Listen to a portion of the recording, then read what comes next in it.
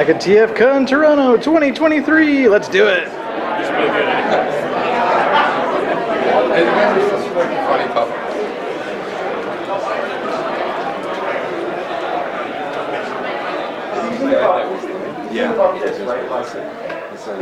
There's something about the island acting. So if you're from the island, it's the best sound.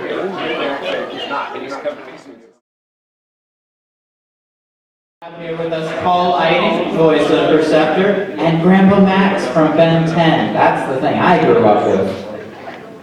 So, just wanted to start us all out. Thanks for being here, by the way. Happy to be here.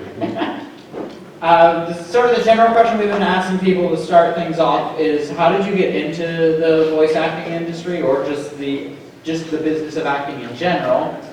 And, ooh, very stealthy. And how did you get into Transformers from there? Well, it's a long story. Now, I was the music major in school. My dream was to play with the Cleveland Orchestra, who at the time was like a world-renowned orchestra. I was a bass player. And I ended up dropping out of school, college, because it was a program that was just not very good. Joined the military and ended up in another musical group, an Army chorus, where as a singer and as a bass player. And 6 months into being in the group, I ended up becoming the director of the group, teaching music, because I was one of the few guys, wonderful singers, but I was one of the few guys who actually could read music and teach music. And at the time I had an easy 3-octave range, so I could teach bass, and I could also teach the tenors.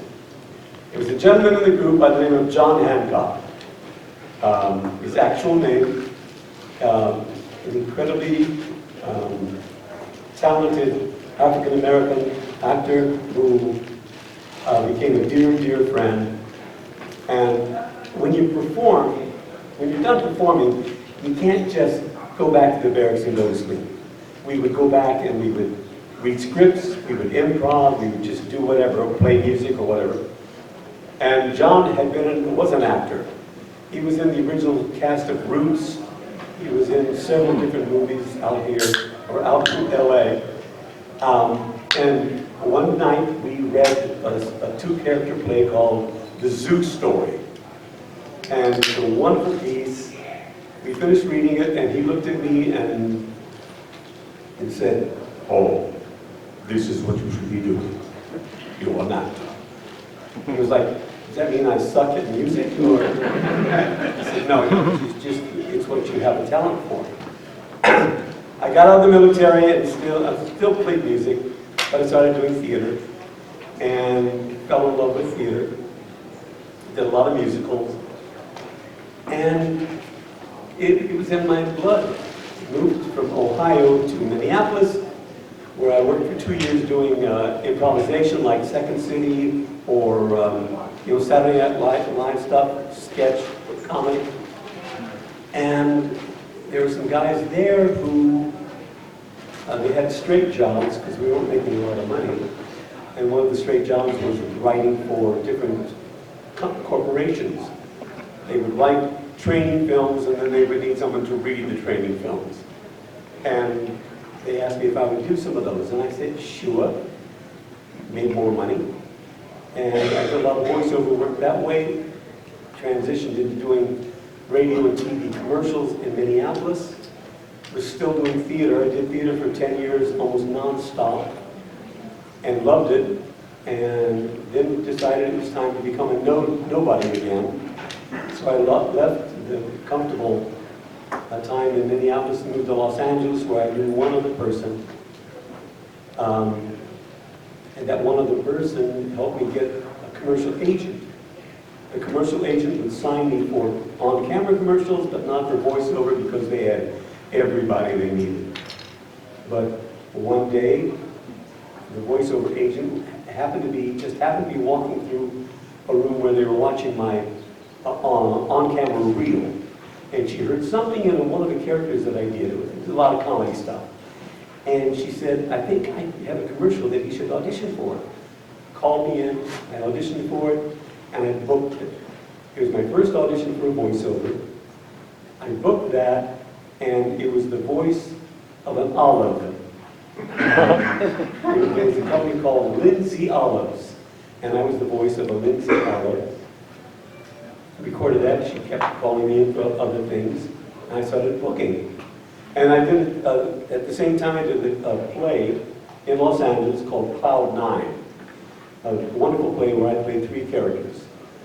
An African manservant, intentionally a white man playing an African, no makeup, nothing, it was conceit of the play. I also played a Cockney soldier, and in the second act I played a 5-year-old girl. A hideously unattractive child. With pigtails, little Mary Jane shoes, little ruffled panties, all that stuff. And a gentleman by the name of Gordon Hunt came to see the show. Gordon Hunt was the director and casting director at Hanna-Barbera. Back in the day, Hanna-Barbera did everything. They did all the cartoons, from Flintstones, the Jetsons, Yogi Bear, you name it.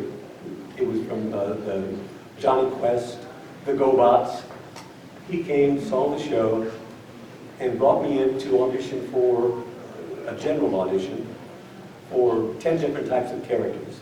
Everything from a big dumb guy to younger characters to wizards and everything you could think of to see where I would fit or if I had any talent. And he saw some talent and started calling me in. And then I started booking. I did a lot of stuff at Hanna-Barbera, a lot of Saturday morning cartoons. And then how I got into Transformers was an audition. I had an audition, they wanted somebody, they were looking for a voice, kind of an absent-minded professor sort of guy. And they liked what they heard. And that's, believe it or not, that's the shortened version that I just gave you. I could have really bored you with a long version. But that's how I got into the Transformers. And thank you. Good night. Oh, well, thank you, Paul.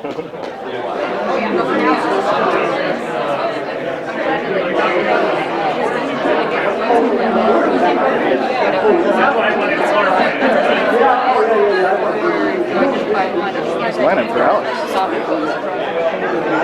Because I was going to bring it.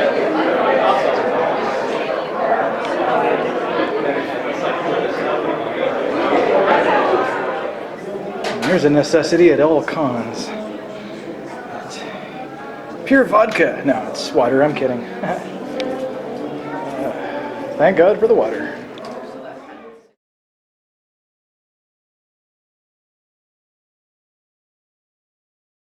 We have here with us Venus Terzo and David Kaye from Transformers Beast Wars, and a few other shows.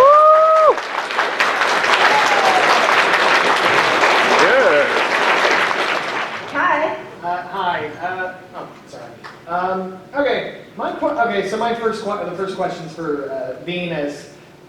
So with Black Arachnia being such a complex character, having gone through probably one of the most extensive character arcs, starting off as the typical femme fatale with a lust for power, and then eventually falling in love and ending up as an actual hero. What did you personally prefer playing Black Arachnia? Did you like playing the villain, or did you like becoming one of the good guys moving forward? Or what was in the middle in the second season when she's not sure what she wants? What was the most interesting part of Black Arachnia's character arc to play personally?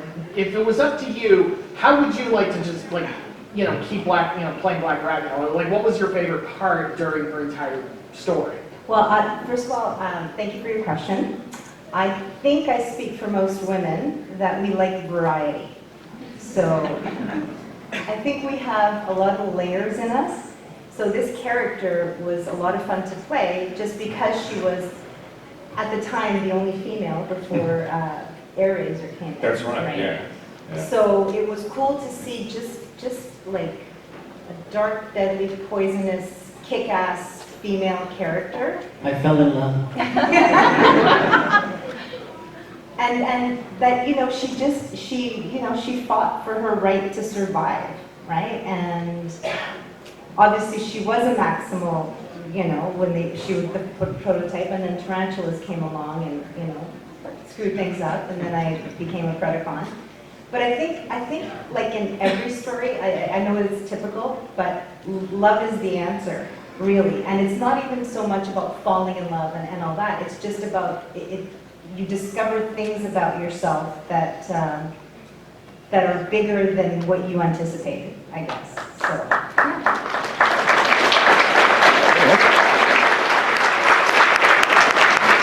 That is unfortunately all the time we have.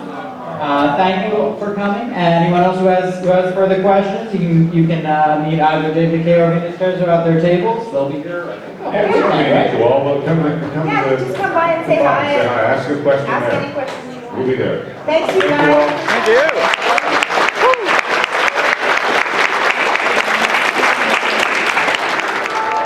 That's it for TFCON Toronto in 2023. Until next year, guys.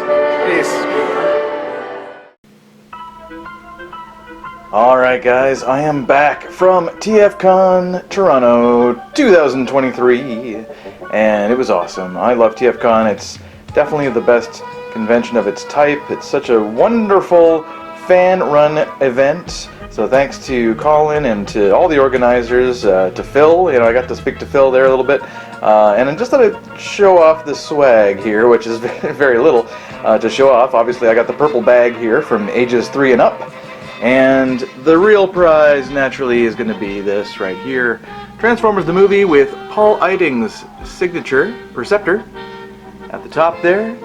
And I'm not sure why Blaster is on the cover and not Perceptor. Because, Perceptor was in the movie quite a bit more. But they just kind of left Blaster on the planet, I think. But oh well. And RC. So I picked up a War for Cybertron RC because I thought, yeah, what the hell? It's like $10. She's missing her weapon, I think, but otherwise she's perfect, it's good shape.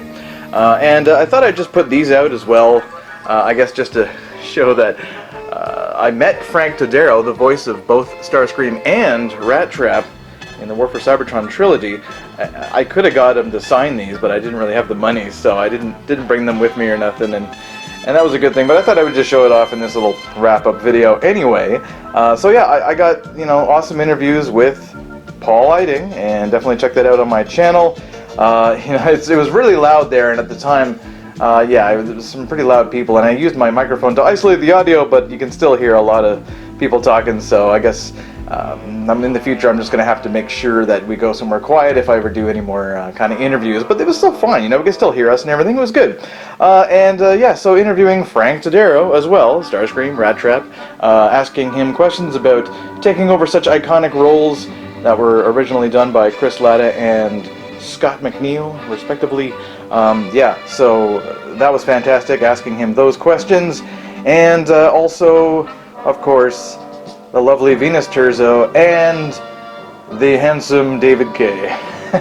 Yes, they're both wonderful actors, known for their work in Transformers Beast Wars, which is why they were invited this year. And I got interviews with both of them, and they were both great little interviews. Yeah, the wall is a little loud, but it's still very good interviews and great memories. And it's all about just promoting the event and the people. It's not so much about me. If any of these videos take off, if they get hundreds of views, and you see ads on them, then remember, that's YouTube putting that on there. That's not me. I don't monetize my videos. So I'm not in it for the clicks. I'm not in it for the money or the likes or anything. I really love nice comments, of course. So, leave me a nice comment if you can at the, in the comment section there. But that's it. I had a wonderful time. I just went on Saturday, and it was great. I've been there maybe 10 times now, and it's always a great con for Transformers fans. And just, fans of cartoons and toys alike, really, generally speaking. So, yep, fantastic event, and I can't wait for next year. Alright guys, that's all for me, Neil, and until next TFCon, till all are one.